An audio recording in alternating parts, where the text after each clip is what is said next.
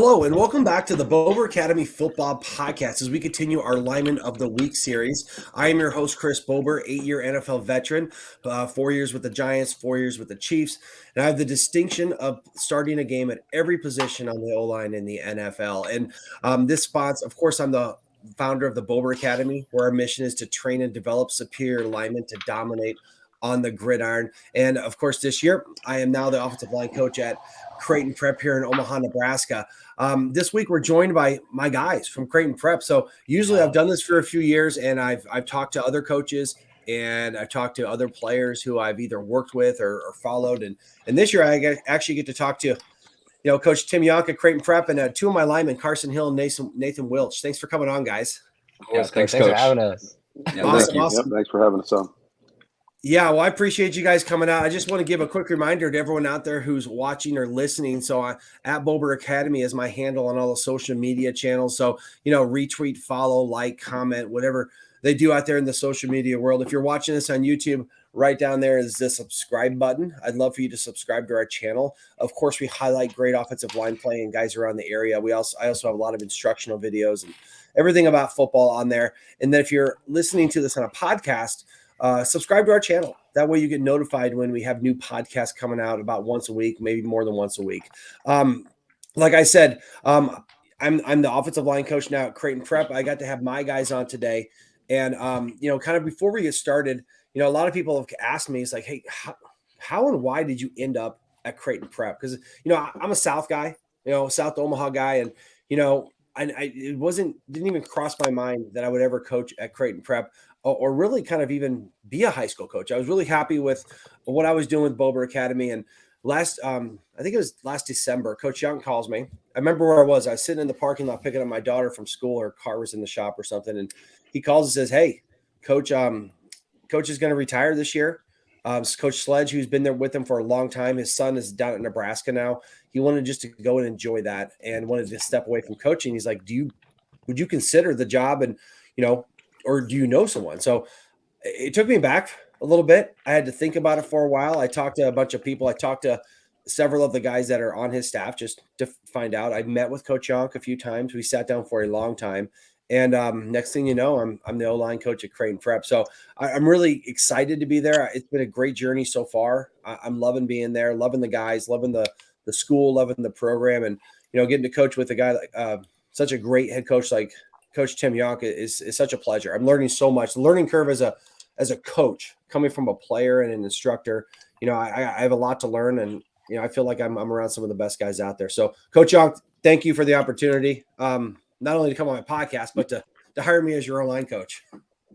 No, it's been a pleasure. I mean, we've known each other for a long time, and a lot of respect for what you've done as a player and as a teacher of offensive line play, and really excited about where you've taken this group of linemen and where you're going to take them in the future here at Creighton Prep. So really excited about having you. Yeah, excitement's on my end too. So let's talk about this season so far. Last year, you had a tremendous team, a very senior heavy team.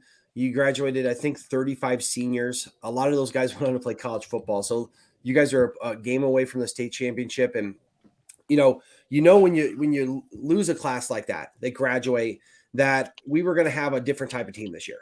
And I remember when you hired me, you said we need a lot of patience because we are really, really young. So, we started out the season. We got a win out there. We've played some of the best teams in the state, and we played them really well. What are your thoughts on, where we've come from last year and then going into this year? I personally feel like we're making great progress. Tell me your thoughts on the progress of this team so far this year. Yeah, there's no question. I think where we're at right now, I think we're ahead of where I thought we would be even at this point. We had so many kids that were inexperienced in terms of, varsity experience.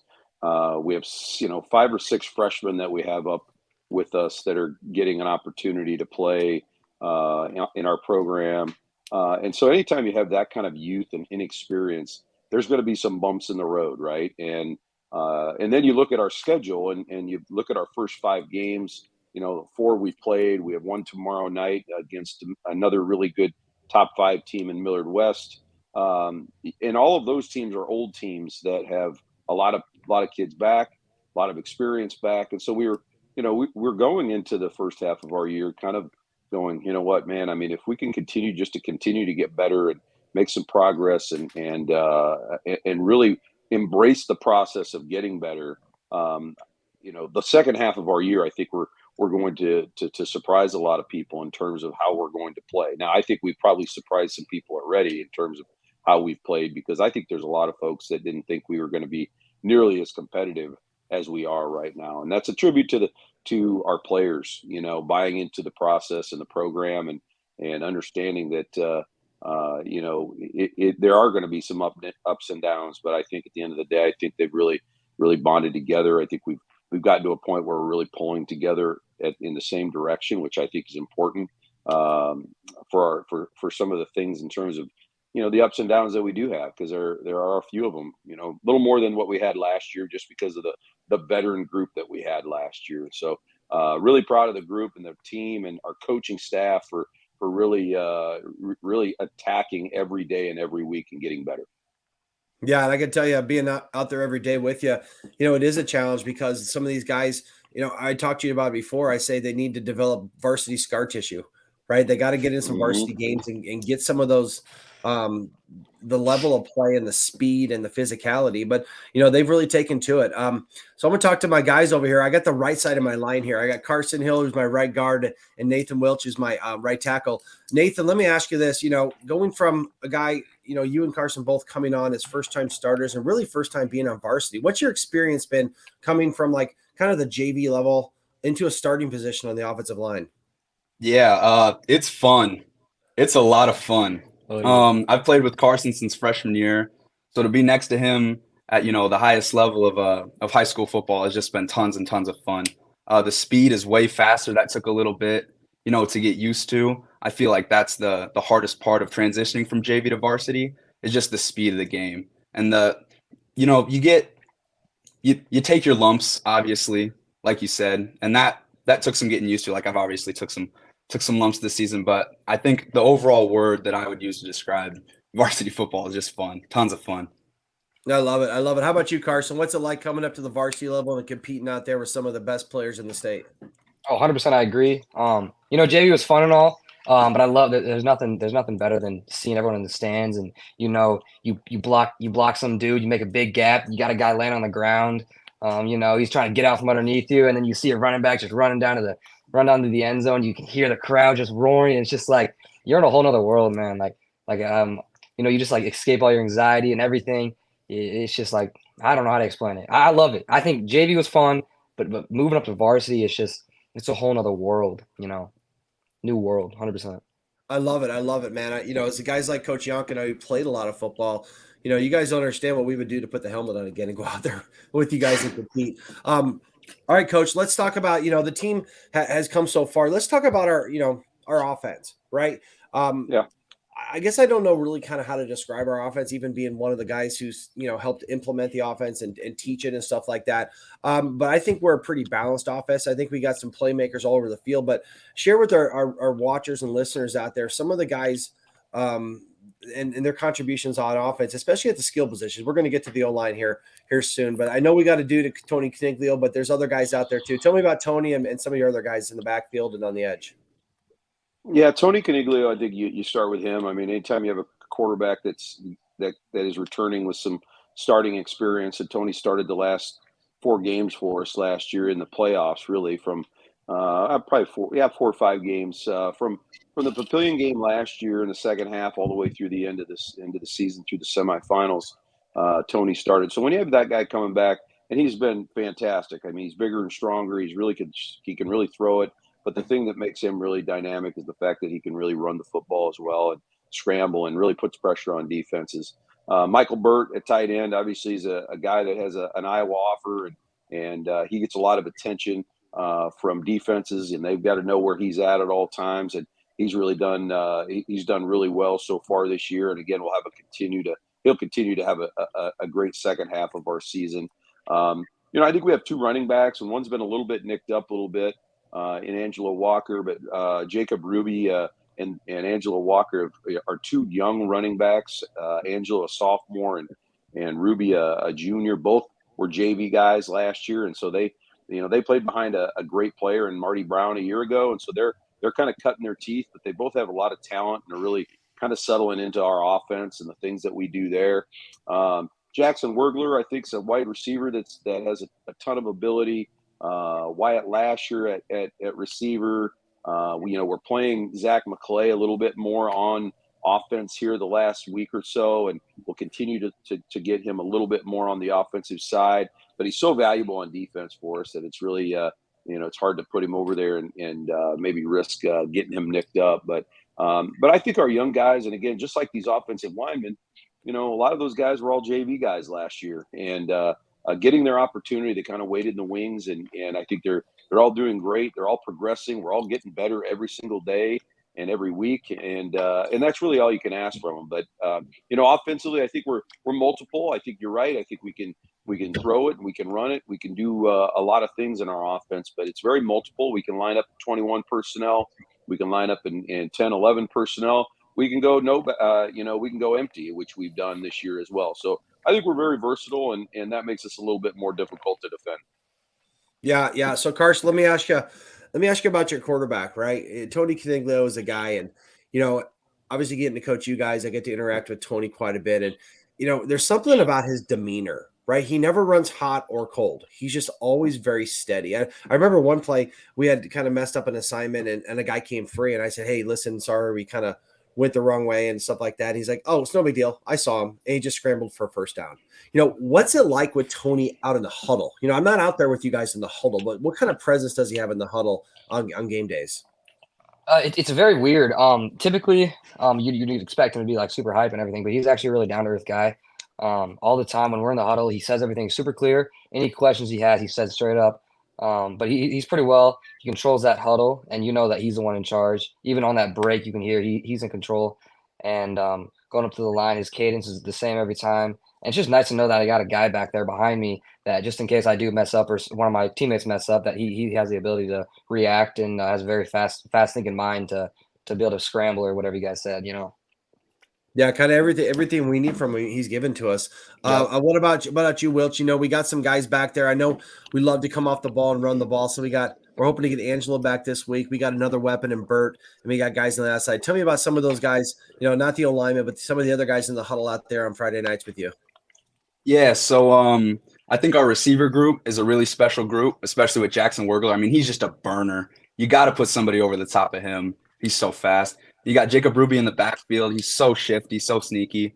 You got Michael Bird, obviously, big tight end. You got to put a guy on him. Eddie Schaefer, always a presence on the field as well. And then Tony Caniglio, he's just an improviser. He's a dog. I mean, there's nothing really to say about Tony that hasn't already been said, but so poised in the pocket, and I don't know. He's just a special player, and I'm really, it's really special to be able to block for a guy like that.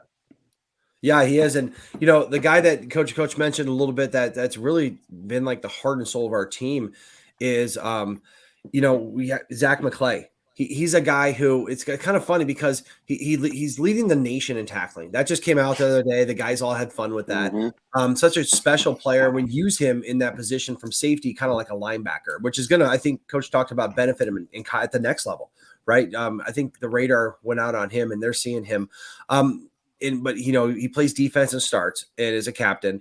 He comes over to offense kind of when we need him. We have a package for him, and he scored touchdowns for us, done stuff. He catches punts, he catches kickoffs. And then last week we put him on the kickoff team as the kicker, and he kicks it through the end zone. Right. I mean, so you talk about a guy who can do everything. Just, we have to mention him because he is such a special player. But Coach, I wanted to ask you real quick a question, because something we've done this year that I think it's good for everyone to know is, we made the decision back in the offseason to say, what, we're so young, we have enough guys. We are going to go to, a platoon system where we really only have guys play offense or defense. Now that we're about halfway through the season, as a coach who's been around for a long time, what are your thoughts on that, and how do you think that's working out for us?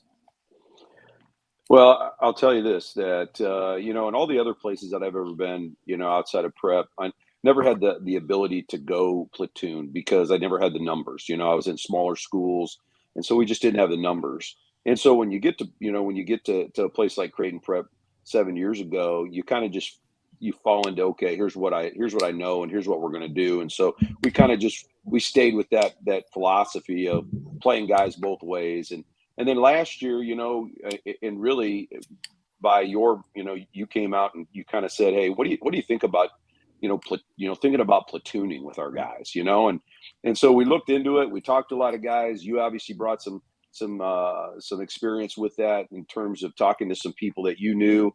And I can tell you right now, I think it's one of the best things that I've ever done as a head coach, and one of the best decisions I've made, because it's made guys. And I think this is a term you use. You make a guy live in their technique and at their position every single day. I mean, it's every day. I mean, it's reps, it's film, it's meetings, it's everything that they do every day is getting better at that position. And their focus is so narrow on that position that now they're not bouncing from offense to defense, from day to day, or from part of practice to part of practice.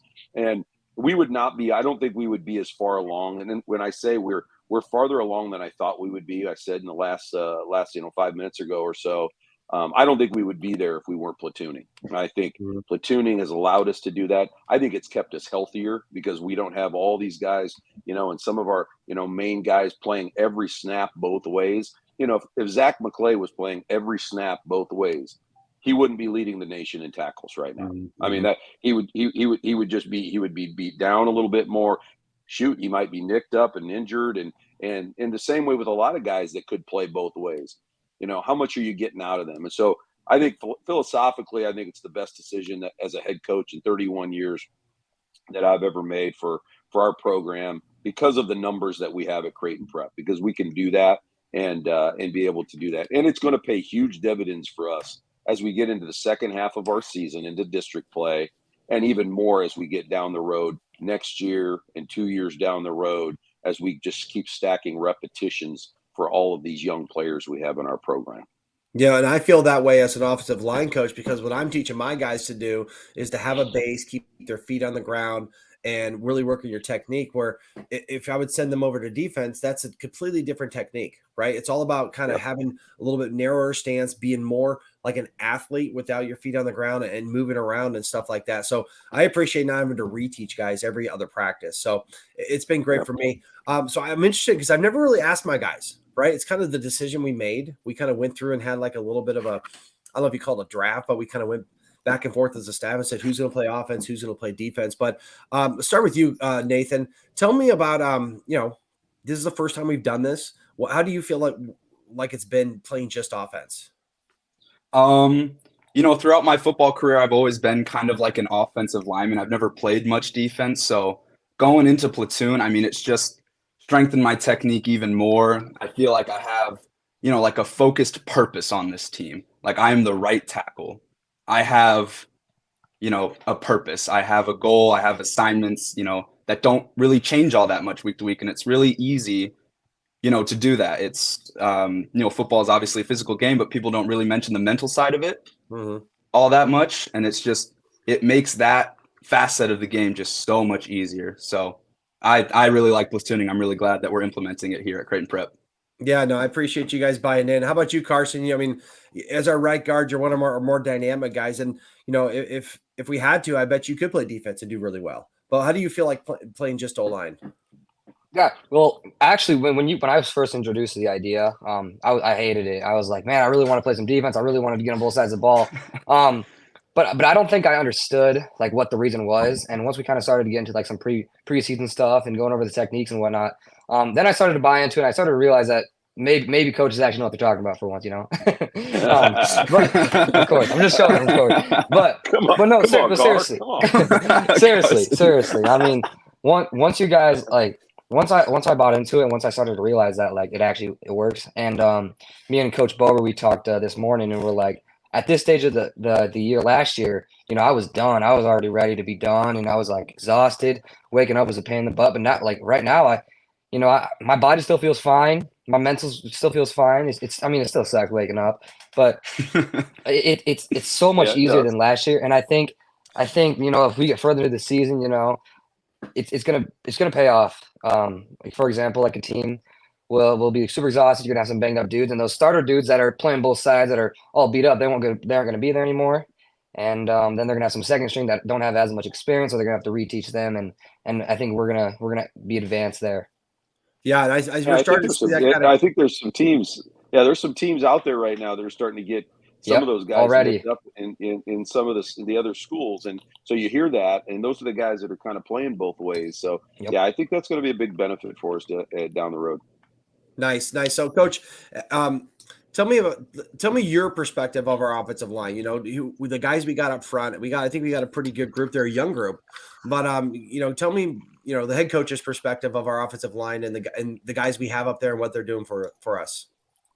I love that. I love the group. I mean, we have so many guys in there that you might look at, you know, and say, you know, we look completely different than we did a year ago. You know, a year ago we were great big dudes that, you know, the Sam Sledges and the Rocco Marcelinos and all those guys, you know, and these guys have bought into technique, and they have to because of because of lack of size, right? But they're tough. They're coachable as heck. And the nice thing about it is we're going to get 98% of these guys back again next year, and then some younger guys back another year after that are sophomores that are getting some opportunities. So I think the sky's the limit for this group. And as long as they continue to buy into the technique and work on all those little things and continue to grow as a group and that cohesive bond that it takes to play offensive line, you know, these guys have been, again, nothing but fabulous in terms of everything that we've asked them to do, they've done. Yeah, it's been a tight group. You know, from my perspective, you know, it kind of starts with our center, CJ Costello, who is our really kind of lone senior that's out there starting for us. And CJ is such a calming presence. He's the only guy that we have back that's ever played any varsity games, and that helps. It helps these guys, especially having him at center. He knows how to make the calls. He doesn't get too high or too low. Just really steady. I got my right side here with CAarson and Nathan, who are you know, both as juniors. You know what I mean? And you know, Wilch over there, he's one of those guys that you talk about, a guy who's probably like kind of the emotional leader. You know, he's the first one to get guys riled up, right? He loves to kind of yell and get going, and man loves to come off the ball and really bought into the technique we're teaching. CAarson, our right guard, is kind of like a silent assassin. He doesn't say a whole lot, but he is not afraid to mix it up a little bit. And we saw that this week in practice, and we've seen it in games where he's not afraid to finish guys. Yeah. You talked about being on top of a guy in a pile. He's that guy right there. He takes it to him. You know, we got Cole on the left guard who really bought into the technique, works super hard. Ahanti, who's just a sophomore. Elijah Ahanti is a physical specimen, and he's learning so much that once he kind of gets this down, when he realizes how good he is, he's just going to be unstoppable. So we got him for a while. We got some young guys that have contributed too. Last week, we had some guys playing. I know, you know, Aiden Rue's been a guy that's played right guard for us and got some good quality reps for us. We have Big Aubrey Ross, who's another sophomore, is just an enormous individual, and he's still just learning how to play O-line, but he's playing more and more. Ty Ravensburg's been another sophomore, a good athlete. You know, he's got a ways to develop, but a physical kid, really smart, really buys into the technique. And then Tommy Hollinger, who had to step in and play center last week, right? Another sophomore. So we're playing all these young guys out there, and we're every once in a while, you get these little mistakes, little angles, little things that they maybe just haven't experienced. But what I've noticed as the O-line coach is they're continually getting better, right? We're not continually making the same mistakes. They buy into what I'm coaching in practice and what we're doing. And Coach Jonk's philosophy this year, and talk to guys about it, is we is greater than me. And we know that in order for us to succeed, we have to come together as a group and everyone do their part. And I will say the staff and Coach Jonk's done a great job of really, you know, driving that home. But before we wrap it up, you know, CAarson and you know, Nathan, give me some kind of fun stuff about our O-line. You know, we got quite a group of characters up there. You know, tell me, you know, start with you, Wilch. Tell me a couple guys and some funny stuff about those guys and what we've had fun with this year. I guess just I don't know. I get to play with my friends every day. That's pretty awesome. I mean, I'm pretty sure I'm the tallest guy at like 6'2". which is interesting. Yeah. That's nice. But I just feel like we have a really young, just scrappy group of guys that are ready to just take it to people. I feel like we catch a lot of D lines off guard with our physicality and with our speed off the ball. I mean, obviously you got, a Hanti, he's just a sophomore. I mean, once that kid realizes how strong and good he actually is, he's going to be really good. But I mean, I just have fun every week, especially with CAarson. CAarson's been my best friend for 2.5 years. So being able to line up next to him every single week and just have a bunch of fun it's something special, something I'll never forget.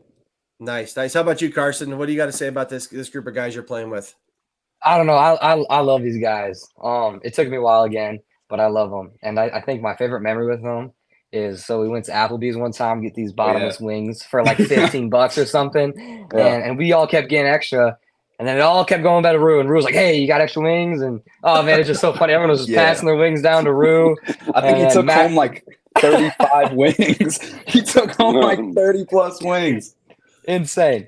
But no, I love it. And I think every day at practice is probably the best part. Going to teams, my favorite. Love going against the defense and just kind of like bullying them and then getting them when they get yelled at by coach. It's just like, oh man, you did your job right. The defense gets yelled at by Coach Hennings. Yesterday, I know that. Yeah, when the defensive line. I know that. Nice. It's kind of fun when you kind of platoon like this because you kind of create that rivalry. You know what I mean? 100%. But to kind of have us against them a little bit, create some competition, and we get to have great competition in practice. That's great, guys. You can see this. I'm seeing this as a coach. It's my first time doing this, but I'm seeing a group that's coming closer and closer together, and that really makes a difference, especially when you get to the tough times in games when you need a big play, or you get in 3rd and long, or you're down in the game. You can pull for each other just because you have that bond. So I need my guys to eat more wings to keep getting bigger because we're not very big right now. So right. Yeah, more bottomless wings is what I'm ordering up for you guys. But to finish this off, Coach, we've had a decent start to the season. I think we're progressing. We're coming close into district play. It's my first time as a high school coach, so I'm used to like the NFL where every game counts the same. But really, for high school, it's the district games that are the most important. Tell me about the prep going into kind of our district play and kind of what our plans are and what our expectations are. Well, I mean, we start with Burke in another week. I mean, Burke, Central, Papio, and Benson are our district games. We got a bye in there as well at the 7th week. But you got to win. You got to finish in the top 2 in your district to automatically qualify for the state playoffs. Papillion La Vista's got a very good old team. They have pretty much the same team we played last year. Those guys are all back, and they're pretty much all seniors. Burke's going to has a new coach. Central has a new coach. Central's probably a little more talented than they were a year ago because they brought some kids over from Benson.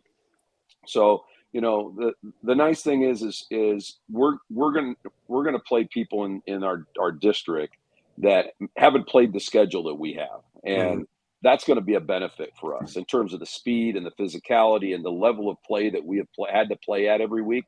That's going to be a huge advantage for us going into our district, and I don't expect anything other than a district championship from this group, just because of how we've progressed and how they've been so coachable, and more importantly, at the level that we've had to play every week the first 5 weeks. We've really played 5 playoff games the first 5 weeks of our season, and we've got to use that as an advantage for us going into our district. Yeah, I agree. It's so interesting. My last experience with playing was in the NFL, when they talk about your strength of schedule as being a disadvantage, but really in high school, the harder schedule you play, especially with these young guys, it's a chance for them to develop and get better. So it is. I think it is to our advantage. So we're looking forward to the rest of the year. We got a big game this week, and then we'll get into district play, and just want to make those playoffs and see what we can do from there.